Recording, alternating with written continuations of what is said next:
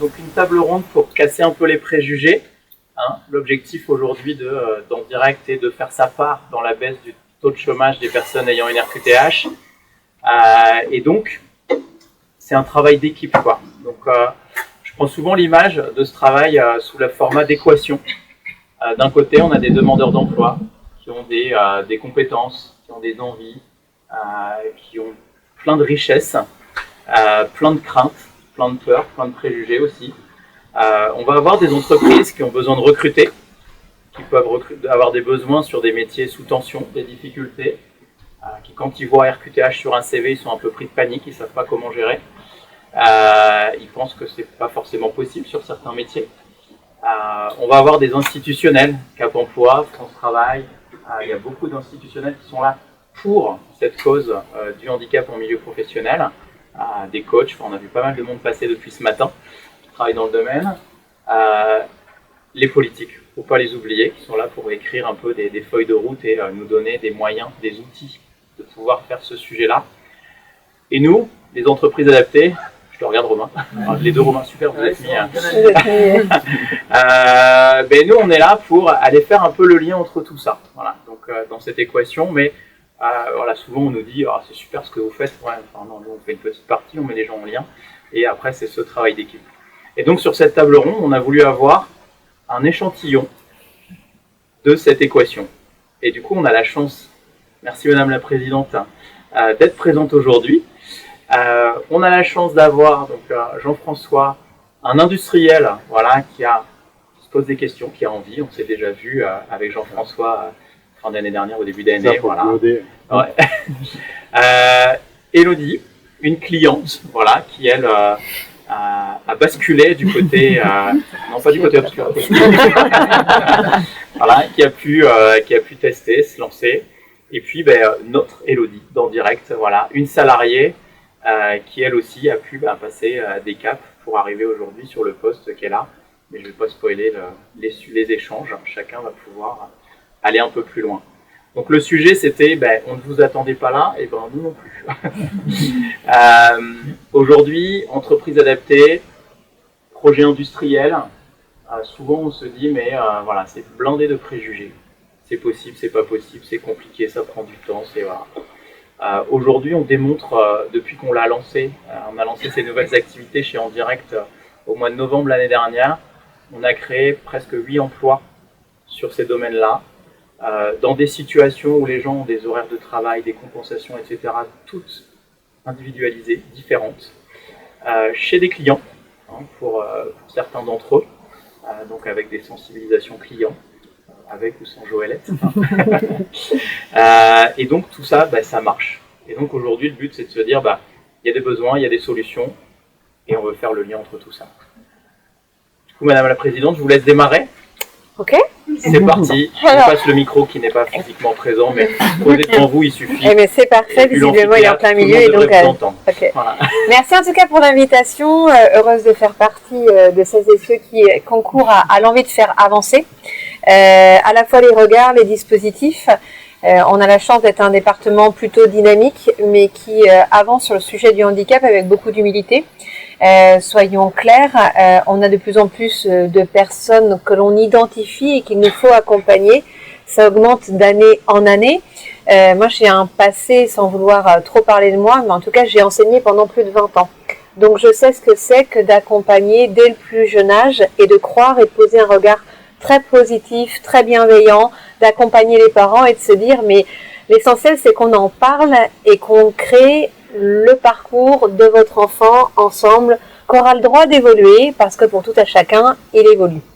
Alors pour le département, c'est aussi l'envie de travailler avec les acteurs du monde économique. On a un département qui est très dynamique, on ne va pas se mentir, il y a des offres d'emploi dans tous les territoires. Pas une visite d'entreprise par semaine sans qu'on vienne me dire, mais présidente ou Florence, si tu connais quelqu'un, sache que je recrute sur tel ou tel poste. Et pour nous, c'est important que ce que l'on incarne, ce que l'on défend au quotidien, ce qui fait aussi l'objet d'un budget conséquent au sein de la collectivité, eh bien, ça irrigue et ça apporte des réponses concrètes. Alors, plusieurs choses pour illustrer mon propos. C'est pour ça que je vous prie d'accueillir mes excuses pour mon retard. J'ai passé la matinée à faire le duodé inversé. Parce que c'est bien, tout le monde, enfin on est nombreux à faire le duo day et c'est très bien. Mais je vois Maëva l'année dernière, quand on s'est séparés, je me suis dit mais moi ça m'intéresserait de vivre aussi ta vie. Donc j'ai passé la matinée avec elle, j'ai beaucoup appris. Et peut-être que ce que je vais retenir de la matinée avec elle, c'est une phrase qui peut faire écho avec notre table ronde, c'est mais ce qui est bien, c'est que nous on est très rigoureux. Parce qu'elle m'a expliqué tous les ateliers qu'elle fait, les groupes et les clients qui travaillent avec cet ESAT et la fierté qu'est la leur de travailler, d'avoir une variété d'offres, d'actions, de métiers et de se dire voilà, on va aussi travailler après le milieu ouvert. Et pour avoir une vie personnelle qui est très en lien avec le milieu de l'industrie, c'est vrai que c'est aussi assez aisé de travailler dans le domaine et de se dire oui, il y a forcément des parties de ces métiers que l'on peut confier à des personnes qui ont justement cette reconnaissance. Là aussi, dans le cas du duo day, c'est pour ça que j'en parle, c'était le hasard du calendrier, mais ça tombait plutôt bien. Il y a 2 ans de ça, ce que je le fais chaque année, j'avais accueilli Mélissa et j'avais emmené Mélissa chez Vuitton à Beaulieu. Et ils étaient en train de réfléchir à un dispositif inspiré de la maison Guerlain, parce que c'est le même groupe LVMH, donc certains peuvent décrier les grands groupes. Moi, ce que j'observe, c'est qu'ils travaillent vraiment très très bien sur le dispositif. Et Guerlain, que je suis aussi allée voir concrètement, a déployé vraiment quelque chose qui est très rassurant, très confortable. Je les ai rencontrés, 5 autistes sévères, extrêmement fiers de montrer comment ça fonctionnait dans leur usine, avec une directrice en retrait, des chefs d'exploitation en retrait, et expliquant clairement à leurs collègues comment ça allait fonctionner. Et je trouvais ça vraiment fabuleux, des parents extrêmement émus de se dire mais ça valait vraiment le coup qu'on y croit, que l'on se batte, et aussi la fierté d'avoir des entreprises qui font confiance. Enfin, je pense que heureusement qu'en 2026 on se fait confiance, on avance ensemble, on apprend ensemble, on trébuche ensemble et on corrige le tir. Mais il y a quand même cette volonté d'avoir une espérance partagée. Alors Guerlain l'a du coup déployé à d'autres et je sais que Vuitton, du coup à Beaulieu, fort de ça, a commencé la semaine dernière. Et les premiers retours sont très positifs. Et c'est vrai que moi je fais partie de ces élus de terrain, je passe plus de temps sur le terrain, donc un peu en retard, pardon encore, mais que dans mon bureau.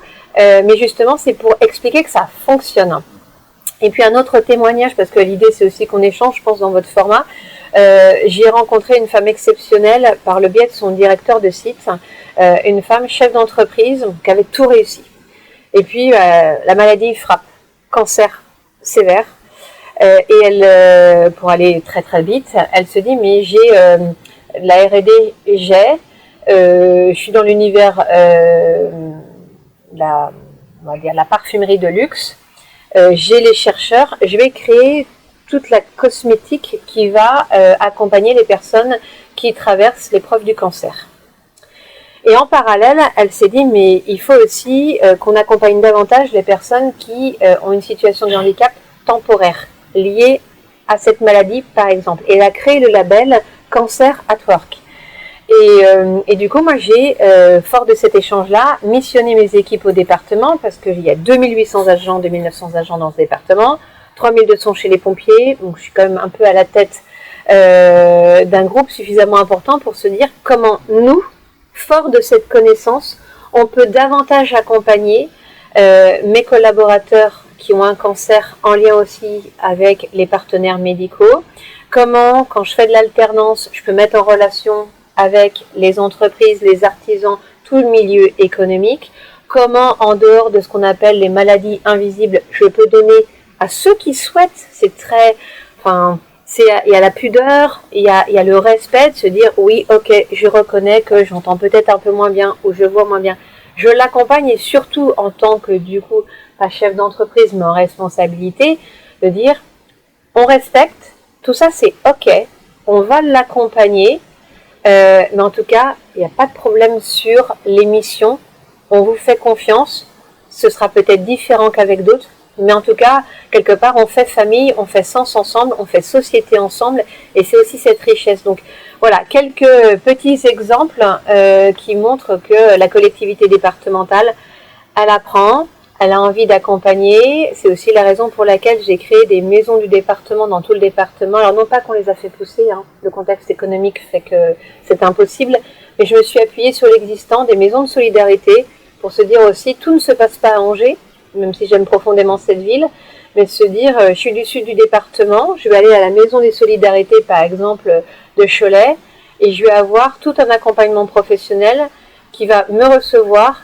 me guider, sans que j'ai besoin immédiatement d'aller à la maison de l'autonomie à Angers, et guider l'accompagnement du parcours, même si on peut toujours entendre que 4 mois d'attente, c'est toujours long. Il n'empêche que c'est 50 000 situations de vie que l'on accompagne annuellement, donc c'est pas neutre. Et puis la volonté aussi d'avancer dans les solutions d'accueil, on n'était pas forcément en avance, c'est un euphémisme dans ce département, donc on en a créé 240, et au moment où je vous parle, on est à un peu plus de la moitié, donc on va tenir les délais, mais c'était aussi un engagement fort, c'est jamais assez, ça je peux toujours l'entendre. Mais en tout cas, la volonté, c'est d'être en corrélation et de travailler en vibration, j'ai envie de dire, en se faisant confiance, en écoutant ce qui peut être amélioré. C'est la raison pour laquelle j'ai accepté de participer à ce temps et que j'ai aimé que Maëva ait envie de m'accueillir ce matin parce que je suis repartie en ayant encore des idées à la fois très concrètes et très pragmatiques. Mais en tout cas, la volonté d'avoir une belle société de partage, de confiance, et puis on crée des liens d'amitié aussi par les rencontres. Merci. J'ai vu un regard. Merci. Jean-François, tout de suite ou d'abord je pars sur le témoignage existant? Comment tu... Non, après, allons-y. Non, je peux prendre la suite. Déjà, je vais me présenter. Ouais. L'entreprise, et aussi comment on s'est connu, parce que tout on s'est connu ici par le duo D inversé. Oui. On a fait la même opération l'année dernière, justement pour aussi que se mettre en situation. Donc c'est des énergies Angers, donc on fait partie du groupe Vinci, donc on est voisins. On est une entreprise du bâtiment, donc on travaille dans le domaine notamment de l'électricité. Et c'est vrai que le sujet, en tout cas, de handicap, c'est un sujet important au niveau de Vinci et qui redescend vraiment au cœur de toutes les entreprises. Et c'est vrai que c'est des sujets qui ne sont pas évidents à parler, parce que c'est aussi des sujets qu'on évoque en interne par rapport à nos collaborateurs qui peuvent aussi avoir des handicaps, mais qui ne veulent pas obligatoirement les déclarer. Donc déjà, il y a ce travail-là que nous, on fait en interne pour que les gens puissent venir vers nous, en tout cas échanger. On a des dispositifs derrière pour les amener aussi à préparer leur dossier, parce qu'il y a aussi des démarches à faire, qui leur permet aussi de les aider aussi dans leur travail du quotidien, donc c'est aussi important. Donc il y a ce travail-là qu'on effectue, et en même temps, aujourd'hui, le bâtiment, c'est des métiers aussi qui sont en tension sur du recrutement terrain, mais aussi recrutement dans la partie bureau, notamment. C'est vrai qu'on avait évoqué un sujet ensemble avec Romain, donc sur la partie bureau d'études. Aujourd'hui, c'est des métiers où il y a beaucoup de turnover, c'est vrai que j'ai une annonce qui court et j'ai peu de personnes finalement qui osent passer le pas, en tout cas de venir nous voir, parce que c'est peut-être pas des métiers qui attirent, parce qu'on peut être devant un écran toute la journée, mais c'est vrai que chez nous, c'est des projets qui sont, je veux dire, qui changent, sont différents tous les jours, dans le sens que une journée ne se ressemble pas en fait chez nous dans le bâtiment. Et donc c'est vraiment le travail qu'on a à faire aujourd'hui, c'est aussi de changer aussi le regard du bâtiment, ça aussi c'est pas évident, et de pouvoir en tout cas inviter en tout cas les personnes qui sont peut-être en situation de handicap, de dire pousser la porte, que je pense qu'il y a des métiers en tout cas sur lesquels c'est tous les métiers, en fonction des handicaps, il n'y a pas de sujet sur le terrain, notamment on fait aussi du OD. C'est la même chose, quand je regarde le duodé, c'est pas si évident que ça de sourcer des personnes, justement de venir taper un peu à la porte et dire j'aimerais bien voir un petit peu ce que vous faites et de voir finalement comment je pourrais m'intégrer aussi dans le système. Et donc c'est beaucoup de préjugés aussi que nous on doit combattre par rapport à cette vision du bâtiment, en disant non, aujourd'hui on peut accueillir tout le monde, il n'y a pas de sujet, n'hésitez pas. Vous avez toutes vos chances, il n'y a pas un critère par rapport à ça. Et voilà, en tout cas, nous, on essaye de travailler sur ces sujets-là, en interne et en externe. On ressent l'ouverture, la motivation. C'est super. Et les préjugés qu'on imagine souvent dans un sens, on se rend compte dans ces échanges que en fait, dans tous les sens, en fait, il y a des préjugés qui sont bloquants. Et donc la communication, c'est un élément clé un peu pour aller taper et aller chercher de l'efficacité, quoi. Parce qu'on peut, quand je disais tout à l'heure, on est là pour faire du lien. Nous, on se rend compte que des demandeurs d'emploi ayant une RQTH osent parler très librement de leur handicap avec nous parce que c'est affiché entreprise adaptée. Des partenaires, des futurs clients comme toi, vont nous dire, moi je suis ouvert, c'est très bien, mais je ne trouve pas. Et c'est là où on va nous faire le lien. Donc, merci déjà c'est important de voir que dans le bâtiment, les clichés, les préjugés qu'on peut avoir, il peut y avoir des postes accessibles. On a parlé de bureau d'études. Qui dit bureau d'études, dit ingénierie, on dit aujourd'hui, mais attends, souvent quand on parle handicap, on va tout de suite glisser vers espace vert, ménage, blanchisserie. Souvent quand on arrive, nous, en prospection, on nous dit non, mais c'est bon, on travaille déjà avec un ESAT qui va... Ça tombe bien, c'est super, il faut continuer. Mais on va pouvoir vous proposer un complément. Voilà. Donc merci d'être ouvert comme ça. Non, mais... On va transformer. Aujourd'hui, on s'engage à aller dans l'année à créer un emploi avec toi. Super. Alors, laquelle des deux démarre allez, la cliente. en racontant un petit peu ton histoire de vie, parce que si tu es à l'aise pour le faire, oui, je trouve que c'est assez important moi, que les gens sachent pourquoi tu es aussi ouverte au niveau du handicap. À ce monde-là. C'est ça. Déjà, bonjour à tous, Elodie, je travaille pour la société ABMI, qui est une société de conseil, avec comme client principal Airbus.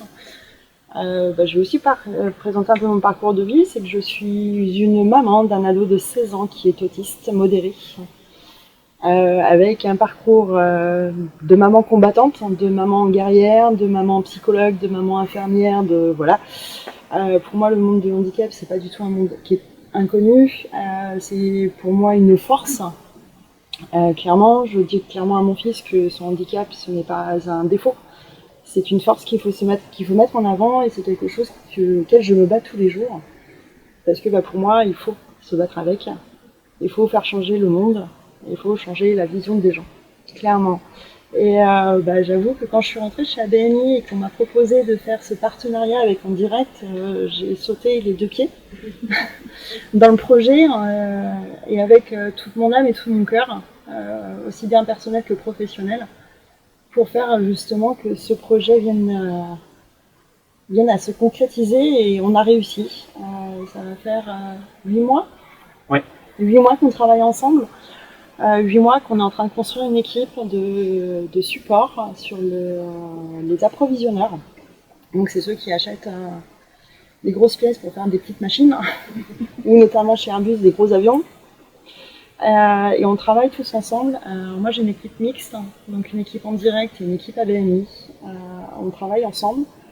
Ça a été, au départ on a un petit peu trébuché, on s'est adapté, on a su rebondir, on a fait beaucoup de choses pour que justement on puisse vivre en harmonie complète, et qu'il n'y ait pas de différenciation entre les personnes de chez En Direct et les personnes ABMI. Parce que pour moi c'est des individualités à part entière, et c'est des travailleurs à part entière.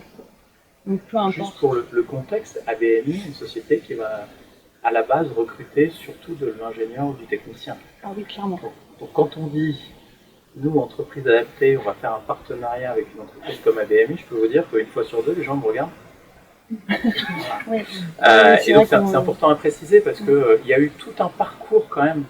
On a beaucoup travaillé, beaucoup travaillé sur les mentalités. Je pense que vous avez su faire des pas de côté, on a su bousculer un petit peu, mais tout ça dans un esprit constructif. Voilà. On prend une fiche de poste standard et on se dit, ça on peut prendre, ça on peut pas, ok, bon si ça on l'enlève, ok. Tout ça pour arriver au départ avec une volonté idéaliste de se dire au début, non, ce sera des approvisionneurs comme tous les autres. Et on avait tous les deux cette vraie volonté de se dire, comme tout le monde. Après, la réalité vient nous donner quelques claques, et puis on se dit, attends, on va adapter un petit peu. Et aujourd'hui, je dirais, je te laisserai en parler après, mais pour moi, quand je te vois en prestation chez ABMI, tu as un rôle d'aide, de facilitatrice vis-à-vis des collègues ingénieurs, aujourd'hui, pourrait plus se passer de toi. Ah non, clairement non. Et les indicateurs non plus. Ah non plus. On ne pourrait pas se passer d'Élodie, clairement. Ce pôle qu'on a créé, on ne pourrait plus s'en passer maintenant. On l'a rendu indispensable. Et ça, c'est grâce au travail qu'on a fait avec Christophe, avec Élodie. On a travaillé vraiment tous les trois ensemble. Et clairement, là, je sais que je commence à avoir des appels du pied d'un peu partout sur d'autres services, de nos inscrits, qui inscrivent nos clients externes. On commence à avoir des appels du pied pour faire fonctionner ce service-là. Donc, on a des beaux appels du pied, donc je suis contente parce qu'on a une très très belle transformation. Merci d'avoir su faire le pas de côté. Aujourd'hui, pour nous, on a plein de clients, de prospects motivés, mais quand on dit qu'il faut faire un petit pas de côté, c'est là où ça commence à devenir compliqué. De dire non, on ne va pas changer notre process pour vous, quoi. Alors que quand on le fait, juste, je ne vais pas vous embêter avec des chiffres, mais le taux d'arrêt maladie de nos clients souvent baisse un peu. Comme par hasard, il y a un peu moins de bobologie. On se retrouve clairement. Et, il y en a qui, quand je vais leur donner l'idée des cuillères, vont se mettre à compter les cuillères aussi chez mes clients. Donc non, c'est un impact en fait. Et même le turnover, le fait de rebouger des fois des fiches de poste, on va nous prendre des tâches qui sont des fois techniques, mais qui vont peut-être moins intéresser l'ingénieur qui a évolué, qui a atteint une certaine maturité, et qui se dit on lui laisse que des tâches à très très forte valeur ajoutée, et là moins de turnover, parce que s'il va chez vos concurrents, il va dire je récupère ces tâches qu'on m'avait sous-traitées, dont on m'avait libéré, quoi. Donc c'est un package global et c'est vraiment du gagnant-gagnant, quoi. Et pour information, juste pour compléter un peu l'aspect politique, tout à l'heure j'ai pas réussi à le glisser, mais il faut que je le glisse.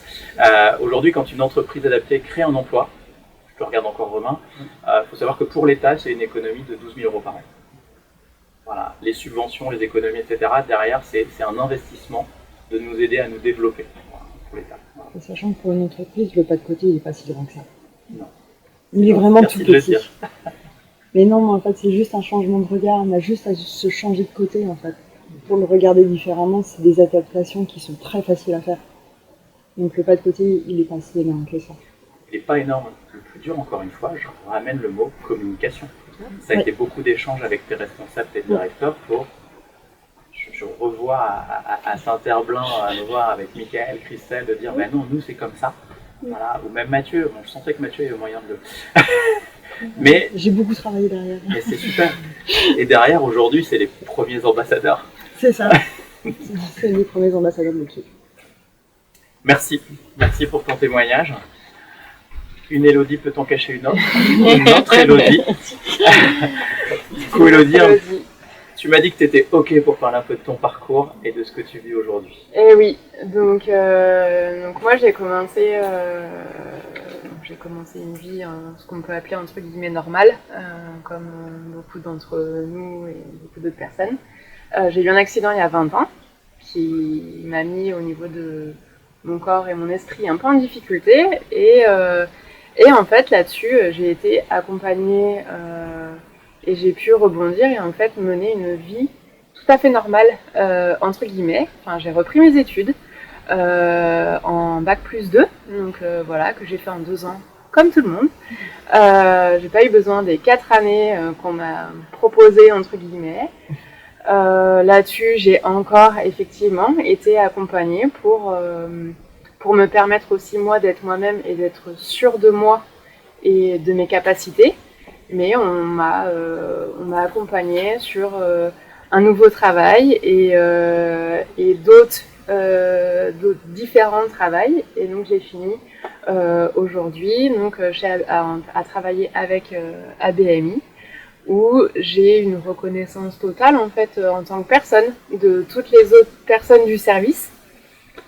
Et ça se passe super bien et je me sens à ma place et je fais un travail correct et normal en fait que certaines personnes en fait tout est suivant les personnes. Le handicap ne veut rien dire, tout le monde ne peut pas être caissier et tout le monde ne peut pas être ingénieur et tout ça. Voilà, on a tous notre place. Tu tends une perche pour qu'on puisse reglisser qu'on parle souvent de situation de handicap, parce que un handicap tout seul, ça ne veut rien dire. La problématique, elle devient le handicap, la particularité de la personne avec un environnement particulier qui devient une situation de handicap où on ne peut pas faire comme tout le monde. Voilà, donc à partir du moment où en entreprise on fait les pas de côté et on essaie de s'organiser pour gommer cet environnement qui peut devenir handicapant, nos salariés, les personnes en situation de handicap qui travaillent, deviennent pleinement efficients.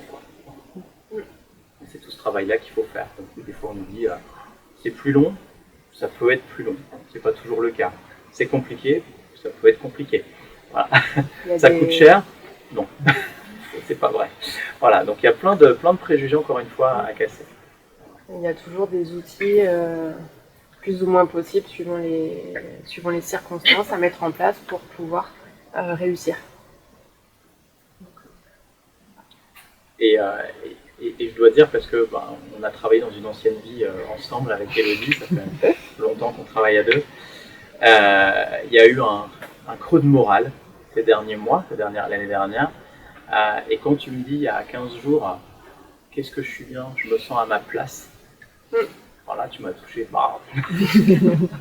Et vraiment, là, je repartage le merci à BMI qui a su nous faire confiance, qui a su faire ses pas de côté, encore une fois, avec ce sourire, pour que tu sois à ta place, quoi.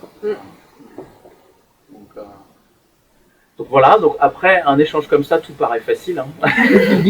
La réalité va nous retomber dessus quand on va franchir la porte, hein. Donc moi, le but aujourd'hui, c'était que chacun puisse entendre ces témoignages. On va lancer une série de questions-réponses. Soyez à l'aise, hein.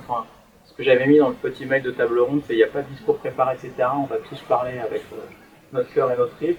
C'est pareil sur les questions. Il n'y a pas de tabou aujourd'hui, quoi. Allons-y.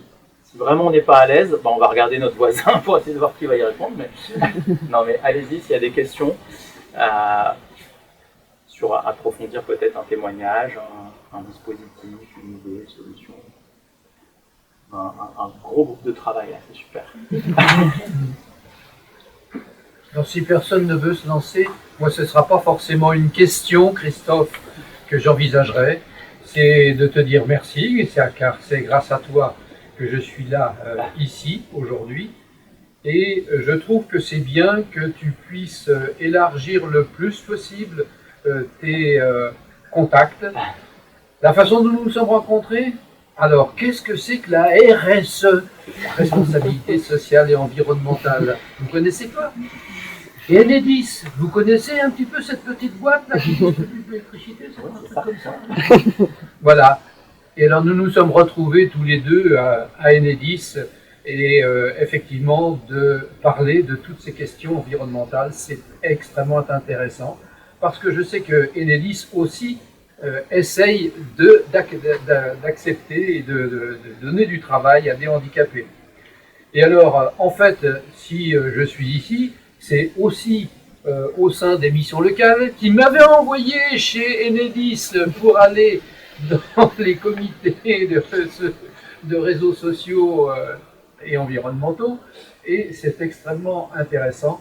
Et ce que j'aime bien, c'est que les jeunes qui viennent nous voir dans les missions locales, alors que là, ce soit au régional ou que ce soit ici à la mission locale angevine pour notre région, c'est très important qu'ils puissent éventuellement avoir ce petit coin-là où, s'ils ont un handicap, qu'on puisse leur dire « écoute, va voir en direct ». Ils vont te recevoir et ils vont essayer de trouver avec toi des solutions. Parce que la mission locale tout seul, on ne fait pas grand-chose. Mais heureusement qu'on a le département, qu'on a des entreprises et que tu vois, on a aussi en direct. C'est une équation relationnelle, on est bien d'accord. Donc c'est pour ça que je te dis un grand merci, Christophe. Merci. Écoute, tu viens de tendre encore une perche. Moi, je remercie les équipes. Je vois Nesrine en face de moi, Pauline à côté. C'est des équipes qu'on n'a pas voulu appeler RH chez nous. On a appelé ça le service talent et RSE. Et qui ont cette façon de travailler, comme tu viens de le sous-entendre, en fait, où on a des kakémonos qui présentent des métiers, etc., mais on ne vend rien sur étagère chez En Direct.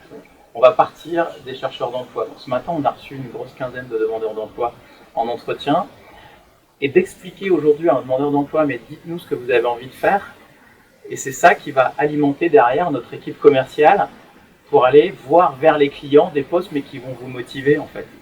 Essayez pas de vous vendre sur un poste qui vous plaît pas ou qui, voilà, non. Dites-nous le métier de vos rêves et c'est ça qu'on va aller chercher, quoi.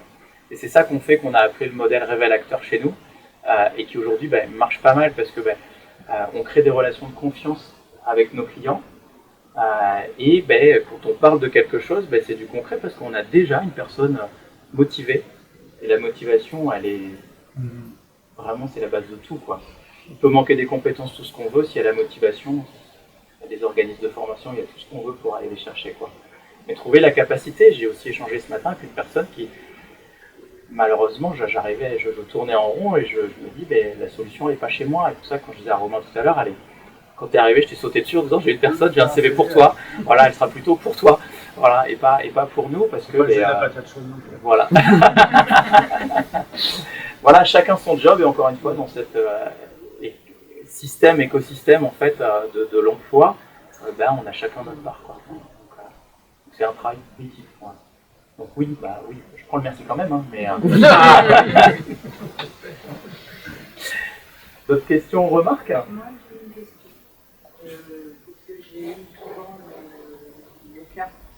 J'aimerais savoir comment on peut faire changer d'avis les entreprises et leur faire comprendre la différence entre une entreprise adaptée et la maison. Vaste sujet. Là, j'ai un regard qui s'est glissé là. Donc juste Carole, qui est une salariée. Ah oui, pardon, excusez-moi. Moi, je suis Carole, je suis salariée à Angers. Voilà, donc on est dans son environnement de travail. Elle connaît mieux l'agence que moi. Et du coup, je regarde Fabien parce que Fabien travaille chez nous depuis le mois de janvier. Et Fabien, son poste, c'est chargé de mission impossible. Voilà, c'est la première action. Tout le monde rigole. Voilà. Par contre, après, quand on regarde le détail de la fiche de poste, oui, il y a quoi? Il y a maintien dans l'emploi. Des fois, mission impossible. Sensibilisation et faire bouger la vision sur le handicap des entreprises et collectivités. Des fois, mission impossible. Voilà. Et du coup, Fabien travaille là-dessus, donc fait des conférences, des sensibilisations, des formations pour aller casser les préjugés. Et je vois que tu m'as envie de parler, du coup, je te laisse la fin de la phrase. Non, mais c'est vrai qu'en fait, la connaissance se connaît quand même depuis quelques années. Et de par mon parcours, j'ai vécu la discrimination que là en institut spécialisé.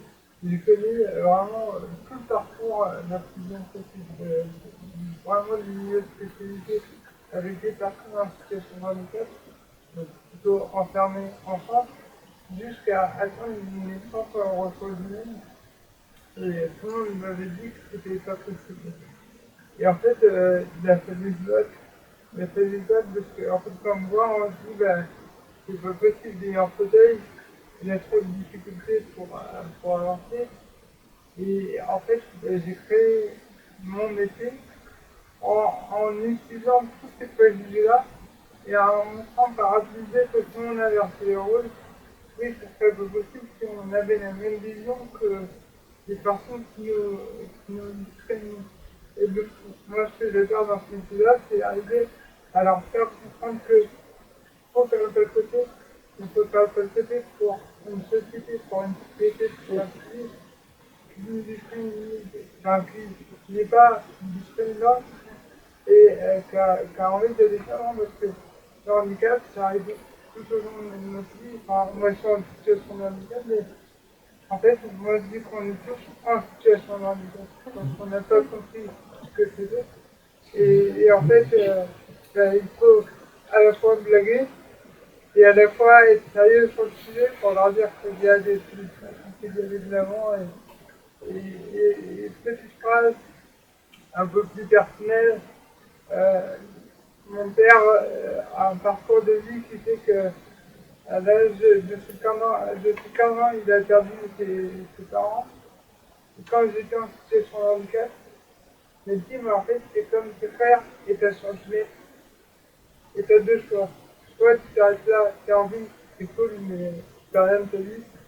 Soit tu te bouges, tu avances et que tu acceptes ta différence. Par contre, ça nécessite de prendre des coups, d'avancer et de casser les barrières. Parce que c'était Jusqu'à maintenant, c'est tout.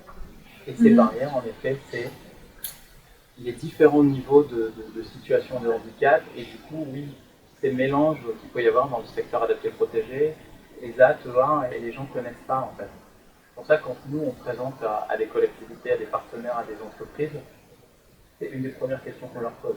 Est-ce que vous connaissez l'entreprise adaptée? Voilà. Et même quand on nous dit oui, eh ben, on glisse quand même, on va présenter le sujet parce que très souvent, on commence à présenter, ils disent « Ah, mais du coup, vous n'êtes pas un ESAT. » Chacun son job, en fait. L'entreprise adaptée, il y a le mot « entreprise ». Donc, on est une entreprise. Et donc, nous, tous les jours, on doit faire l'équilibre entre le côté bienveillant, inclusif, humain, et le côté économique de faire tourner une boîte avec un certain niveau de rentabilité pour pouvoir investir, accompagner, avoir les moyens de faire les accompagnements qu'on sous-entend depuis tout à l'heure. Hein. Voilà. Et du coup, ça, je dirais, c'est quand même pas simple tous les jours. Voilà. Et on n'est pas médicalisé. Voilà. Et nos salariés sont vraiment salariés, contrairement à un ESAT. Quoi. Voilà. Donc c'est très différent, c'est très complémentaire. Chacun son job. Et c'est pour ça qu'on a signé en début d'année, fin d'année dernière, des conventions avec des ESAT pour justement améliorer le lien entre nos structures. Parce qu'il doit y avoir à un moment donné des liens qui se fassent dans un sens ou dans l'autre. Parce qu'on peut avoir dans nos entreprises adaptées des personnes qui ont des maladies et des situations de handicap qui évoluent et leur place va glisser tout doucement dans les ESAT. Et c'est pas grave. Et à nous d'accompagner pour qu'ils soient bien et qu'ils se rendent compte qu'ils seront encore plus épanouis professionnellement dans un autre modèle. Quoi. Voilà. Et à l'inverse, quelqu'un qui commence à être bloqué en ESAT, voilà, qui a eu tout un parcours où il commence à gagner en compétences, etc. On a des gens en stage, voilà, malheureusement des histoires de transport qui bloquent, mais voilà, il y a des histoires qui se passent pour faire des liens. Quoi. Mais je te rejoins, on est en 2026. Moi j'ai l'impression que ça fait plus de 10 ans que j'explique la différence entre un ESAT et une ESAT. Les mentalités n'évoluent pas. Mais c'est pas grave, comme a dit Fabien, c'est pas pour ça qu'on va s'arrêter, on continue d'avancer et de se faire avancer. Alors, on a un bel objectif quand même, c'est faire baisser le taux de chômage. C'est ça, on se lève tous les matins pour ça. Premier objectif, faire notre petite part. Si vous connaissez le poème du colibri, voilà, on essaye. Je voudrais savoir au niveau du département, justement, qu'est-ce qui est mis en place et quels sont les projets qui sont à venir par rapport à l'inclusion, au handicap et à l'entreprise. Alors, c'est très simple. Vous allez m'autoriser à revenir au mandat précédent où j'étais en charge des ressources humaines. Donc forcément, le sujet, je l'ai bien connu. Et pour la petite anecdote, j'ai pris le portefeuille qui m'a été confié dont personne ne voulait s'occuper. Sur laquelle j'ai dit, je suis professeur des écoles, je n'ai pas compétence et je ne me sens pas légitime sur le sujet des ressources humaines. Sauf que c'était ça ou rien et je me suis dit, mais je vais en faire un atout, une force, je vais tout apprendre. Et après tout, je vais peut-être faire bouger les lignes en ayant du bon sens et en n'étant pas cloisonné avec des codes et en venant absolument pas d'un univers ni Sciences Po, ni autre chose. Bon. Et quand je suis arrivée, un des directeurs me dit, voilà, au budget, on va avoir une pénalité de temps parce que nous n'avons pas dans cette collectivité suffisamment accueilli de personnes en situation de handicap. Premier apprentissage. Et là, je me dis, mais comment on peut avoir une pénalité alors que de toute façon, dans notre quotidien, on ne peut que côtoyer des personnes qui sont en situation de handicap. Pour moi, c'était une aberration. Et donc, une de mes priorités, donc je remonte à ça, on est en 2015, ça a été de dire, on regarde toutes les personnes qu'on accompagne au sein de la Maison de l'Autonomie, de la MDPH. Il faut savoir qu'à l'heure actuelle, 80% des personnes que l'on accompagne ont une solution qui est en adéquation avec leurs compétences. On pourrait dire c'est super, 80%. Mais comme j'aime la perfection des formations professionnelles, je vois quand même que j'en ai 20 qui sont à travailler et à accompagner. Donc, quand on vient à 2015, je dis non, mais là, c'est inconcevable. Sauf qu'on a bien vu qu'il m'a fallu plus qu'une année pour arriver à éteindre cette pénalité pour que ce soit un accompagnement réussi. C'est-à-dire mettre en réseau les différents partenaires, être sûr que les personnes, elles avaient la compétence et pas être là pour la com, pardon. Il n'y a pas autre chose qui me vient à l'esprit comme expression, mais de dire on est en sincérité, c'est-à-dire je mets face à un sujet un projet porté et incarné par la collectivité, là où les personnes qui ont l'envie, et si elles n'ont pas les compétences comme je ne les avais pas au début sur cette délégation, eh bien on va les accompagner. Ça sous-entend qu'il y avait tout un travail aussi de mentalité à faire dans certains services pour accompagner d'abord l'accueil, le projet, se dire qu'on irait à notre rythme, mais qu'on aurait la fierté de réussir. Donc ça, c'est quelque chose du coup que j'ai eu la chance de pouvoir poursuivre, forcément. Après, c'est aussi tout un accompagnement d'expliquer évidemment les alternances, évidemment toutes les personnes que l'on peut accueillir et expliquer à tout à chacun, et tout le monde est bien mobilisé chez moi autour du sujet, de dire si on accueille dans de bonnes conditions aussi. Et se dire qu'à chaque fois qu'on est en mode de recrutement, on interroge. Voilà. Et je rejoins, on travaille avec des cabinets de recrutement, on travaille avec des structures, enfin j'ai envie de dire, moi là-dessus, je suis ouverte à tout. Et tout le monde sait, avec les LinkedIn et compagnie aussi, enfin j'ai envie de dire partout, que c'est une collectivité qui bouge. Donc il y a des départs et c'est bien, ça veut dire aussi qu'on accompagne les projets et que la territoriale aussi offre tout un champ des possibles. Et je rappelle aussi qu'on a différents satellites autour de la maison mère, département en tant que tel. Donc on recrute et on recrutera encore pendant longtemps. Donc c'est se dire aussi qu'à chaque fois, on est ouvert à tous les publics. Et que le but, c'est encore une fois de l'accompagner, d'apprendre et surtout de créer un climat de confiance qui fait que quand le candidat est prêt aussi à dévoiler une partie de sa vie, qui ne serait pas reconnue par la maison de l'autonomie, bien encore une fois, ça vaut peut-être le coup justement qu'on se dise, c'était peut-être pas ce qu'on avait prévu, mais le profil est tellement intéressant que je trouve ça fabuleux. Et peut-être aussi parce qu'il est à l'image du cabinet qui m'entoure, j'en ai pas un qui est sorti d'une formation complètement en adéquation, et c'est ce qui fait notre politique peut-être plus atypique, plus dans l'humanité, plus dans le pragmatisme, peut-être plus de bon sens, parce que justement elle est collée au quotidien. Voilà. C'est pas le cas sur tous les départements. Ah non, pas du tout. C'est la liberté individuelle des présidents de département. Autre exemple aussi pour vous dire à quel point moi j'en ai fait une priorité avant, et je critique pas l'avant parce que j'en ai fait partie de cette majorité, mais quand j'ai vu tout le sujet à quel point il était prégnant, il y avait une seule personne qui s'occupait de la prévention, protection de l'enfance, la situation des handicaps et nos aînés. Et bien maintenant il y a 4 personnes parce que j'ai estimé que ces 4 sujets étaient des priorités dans les priorités et que accompagner justement le mieux vivre son handicap, rien que dans la terminologie, c'était aussi porteur de sens. Et c'est pour ça que c'est Marie-Pierre Martin, que beaucoup connaissent, qui a continué avec uniquement ses délégations pour se dire, voilà, concrètement, comment ça fonctionne. Quand je fais des permanences d'élus, parce que je suis du sud du département, il m'arrive de recevoir des personnes qui sont complètement perdues, parce qu'à un moment donné, je vous entendais en tant que maman, je fais quoi? Là, j'en peux plus. Là, j'ai un trop-plein. Et j'en ai marre de l'administration. Et pardon, mais c'est vrai. Et j'ai beau être une femme politique. Hier, j'étais la voisine de gauche de monsieur le préfet, où on nous présentait encore tout un truc, et lui-même de me dire, on est bien en France, présidente. Je dis oui, monsieur le préfet, mais enfin bon, sous-entendu, on est un peu victime du système, mais là encore, peut-être pas de côté, ou peut-être une manière de voir les choses différemment, parce qu'on aura beau recruter pour que ça aille plus vite, ou du moins que ce soit moins long, le traitement des sujets, il y a aussi une manière moins administrative de vivre le sujet, de vivre les accompagnements, pour essayer de soulager les parents. Et moi, c'est ce que je vous dis. Mais en sincérité, je peux vous dire que c'est pas parfait.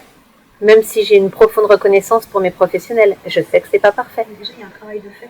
Ah oui, mais il travaille très bien, mais sauf que on est aussi des citoyens engagés, et quand on va vers ces milieux-là, c'est que c'est plus qu'un métier, on l'incarne, on le porte, on le vit, enfin voilà, et à un moment donné on est tous liés, donc on a envie que les choses elles bougent, et je dois aussi protéger mes équipes, et je sais qu'elles font le meilleur, et en même temps il faut que je glisse qu'il faut qu'on avance sur d'autres chemins.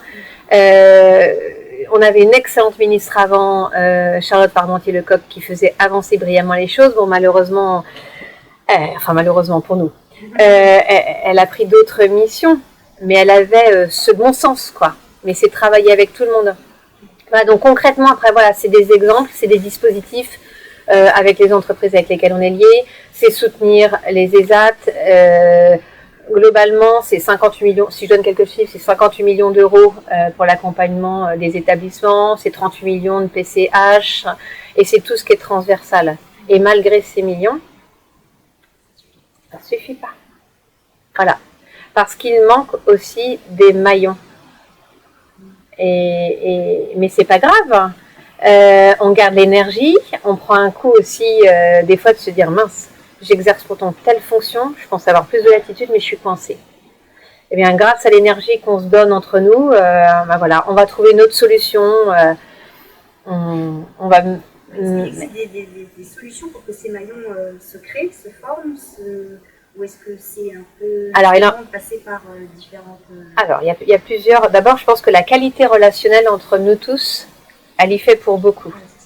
C'est pas facile, j'essaye d'être là. Je sais pas comment je vais faire, je te dis oui. Je sais pas comment je vais faire, mais je vais trouver une solution. On a besoin de l'Agence régionale de santé. Mais le fait d'avoir d'excellentes relations avec l'Agence régionale de santé a fait que plusieurs projets se sont déployés dans notre département parce que les relations sont excellentes. Mais ça sous-entend aussi d'avoir quelque part des fois de taire certains agacements, pardon, mais de se dire quelque part on n'insulte pas l'avenir parce que le fait que j'ai pris sur moi de jouer collectif, d'accepter que des choses ne soient pas faites, mais c'était se dire que plus tard, cette personne ne l'oublierait pas. Et mine de rien, c'est cette sincérité à payer. Voilà. Maintenant, bah, c'est là-haut. Et là, c'est la frustration parce que quand on arrive dans ces fonctions-là, pourtant ça fait longtemps que je suis dans le milieu de la politique, ça fait 25 ans, mais présidente que depuis 5 ans, j'ai la chance de pouvoir avoir accès à beaucoup de personnes. Ah oui, mais il y a aussi beaucoup de choses qui se passent là-haut et quand ils s'entendent pas et que c'est ça c'est mon budget, ça c'est pas non c'est le mien, bon voilà. Et bien à un moment donné, je suis désolée parce que moi ce que j'impose dans ma collectivité départementale, c'est qu'on est tous liés. Hier matin, ils étaient encore tous ensemble, enfin nous étions tous ensemble et on s'est mis OK sur les années à venir sur l'accompagnement en termes de subventions. Alors qu'on est la seule collectivité qui prélève pas d'impôts. Donc par définition, il faut que je fasse un budget sans savoir quelles vont être mes recettes. Mais c'est voilà, mais c'est toute l'aberration. On va voter un budget en sincérité, mais en même temps, j'ai beau vous dire ça, je suis pleine d'espoir parce que je sais qu'il y a des moments où on a un peu plus de latitude et au moment où on a de la latitude, bah, c'est là qu'il faut qu'on crante. Mais j'accueille complètement que pour les familles, c'est épuisant d'avoir toutes ces strates de hiérarchie et de se dire à un moment donné auprès de qui je peux avoir une relation sincère et durable.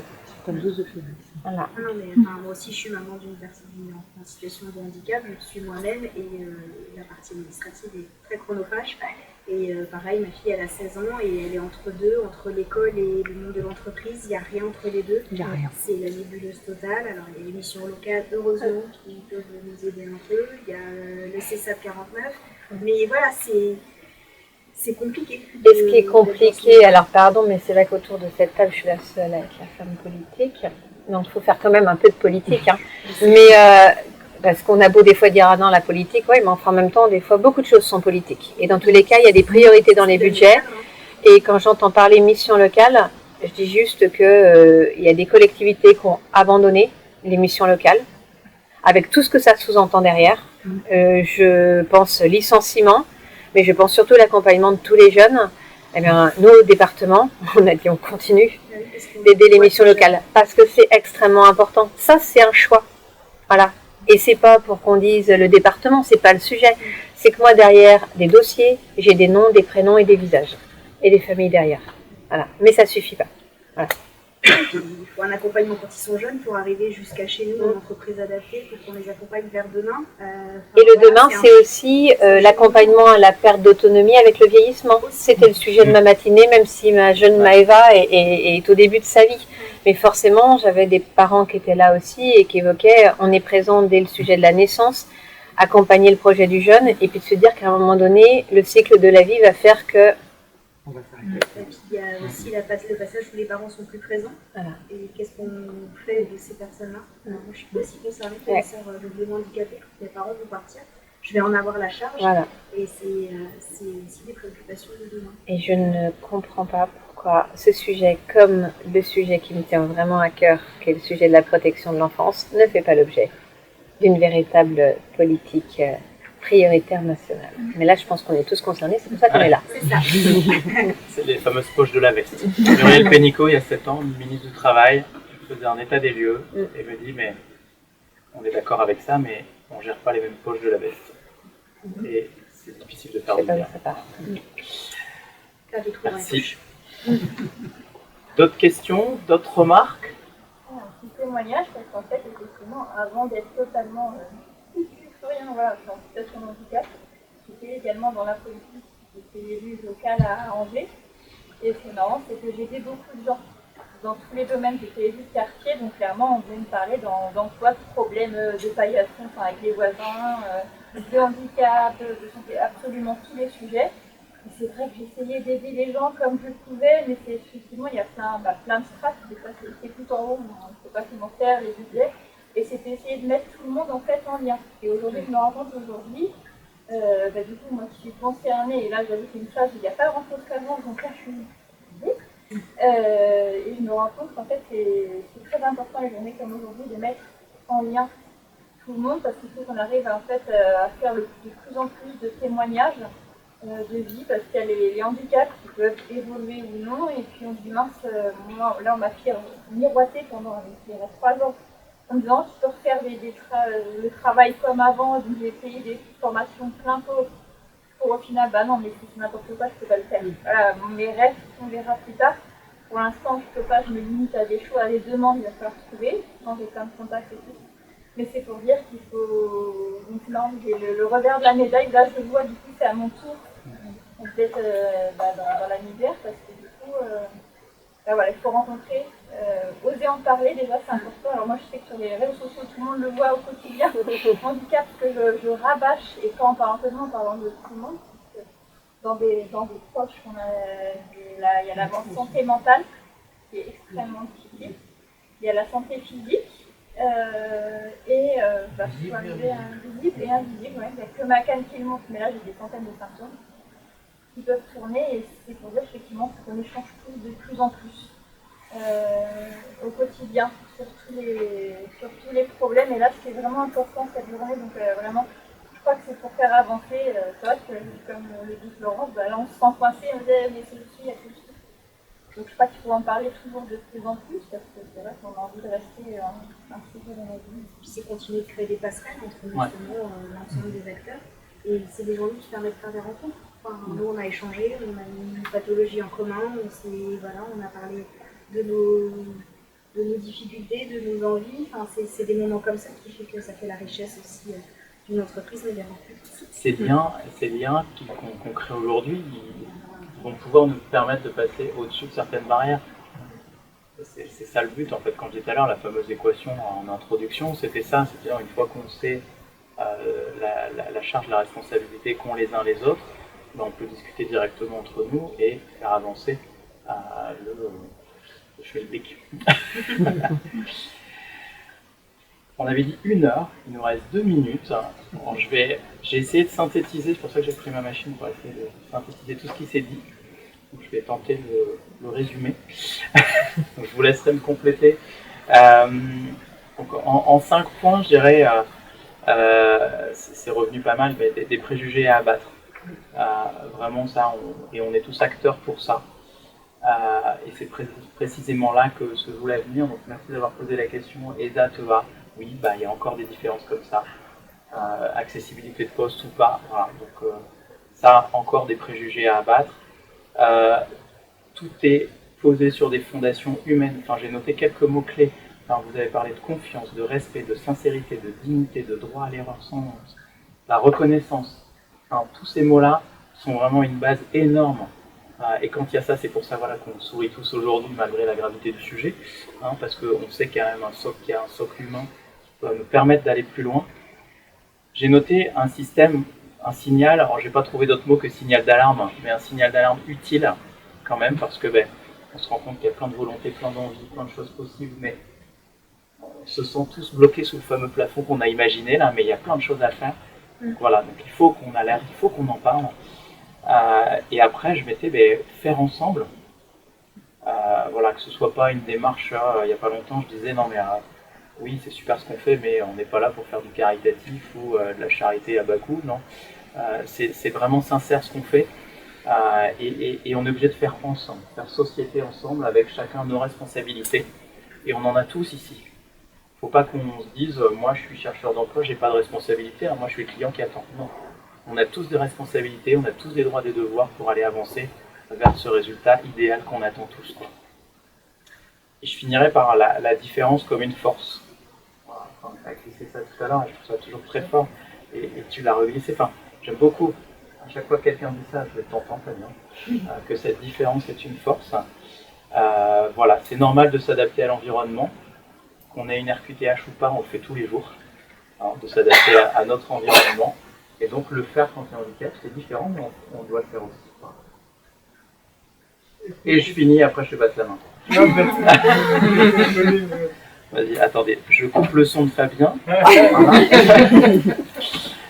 Non mais du coup, vraiment à la fin, c'est malgré les difficultés, les préjugés, soyons pleins d'espoir. Je reprends vos mots, c'est clair et ça fait du bien. Et si on devait retenir quelque chose, c'est soyons pleins d'espoir et avançons quand même malgré tout. Voilà, tes mots. Et du coup, transition facile pour te redonner la main, Fabien.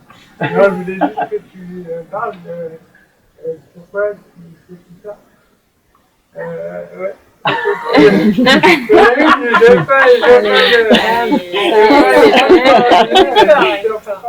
Tu vois les visites. Pourquoi tu fais tout ça et quel est ton parcours? Non, mais je suis pas là pour me présenter, mais moi je le fais parce que ça m'anime et voilà, j'ai un début de carrière, on va dire difficile, mais pas idéal, on va dire. Je me suis accroché à pas mal de choses pour avoir une vie normale et réussie selon tous les clichés qu'on peut avoir, et arriver à 40 ans avec une famille formidable, une femme, 4 enfants, une maison et un labrador, donc vraiment le cliché parfait. Je me suis dit c'est sympa, mais au travail je m'ennuie. Voilà. J'étais manager d'une centaine d'ingénieurs dans une boîte, et un client un jour m'a dit mais Christophe, pour rester référencé chez nous, il faut que tu travailles avec le secteur adapté. Et je ne connaissais que le milieu des ESAT, que j'avais déjà regardé du coin de l'œil, mais je m'étais dit professionnellement, j'ai peur de m'ennuyer en ESAT. Et quand j'ai vu le modèle des entreprises adaptées, je me suis dit mais c'est ça que je veux faire, quoi. Voilà. Donc j'ai aidé une boîte toulousaine à se développer sur Nantes pendant 8 ans, et après avoir créé quelques centaines d'emplois, voilà, c'est là où on a fait connaissance. J'ai eu l'opportunité de reprendre en direct il y a 1 an, et je me suis dit allez, je vais le faire avec mes envies, mes rêves, mes règles, et ce qu'on se dit tous les jours, c'est voilà, soyons sérieux sans en avoir l'air, et c'est comme ça qu'on avance le plus simplement. Et du coup, encore une fois, cette façon de travailler simplement, elle enlève des barrières, quoi. Et voilà, on rigole du handicap, on cherche des solutions, on ne se prend pas la tête, quoi. Voilà. Et puis j'ai la chance, chez En Direct maintenant, on est 25-26, d'avoir une équipe incroyable, quoi. Enfin, voilà. Donc aujourd'hui, je me suis presque fait guider. J'ai donné l'idée de ces portes ouvertes avec des événements, et voilà, les équipes ont organisé ça formidablement bien. Et c'est ce qu'on vit tous les jours chez En Direct, en fait. Voilà. Des équipes qui prennent la main, surtout de la motivation, de l'envie, des compétences à tout niveau, quoi. Ça tous les Donc voilà, donc je ne sais pas s'il y a encore des questions, des remarques, sinon on va poursuivre. Jean-François, Florence, Elodie, merci à vous d'avoir parlé avec autant de sincérité. C'est comme ça qu'on avancera. Merci à vous. Merci.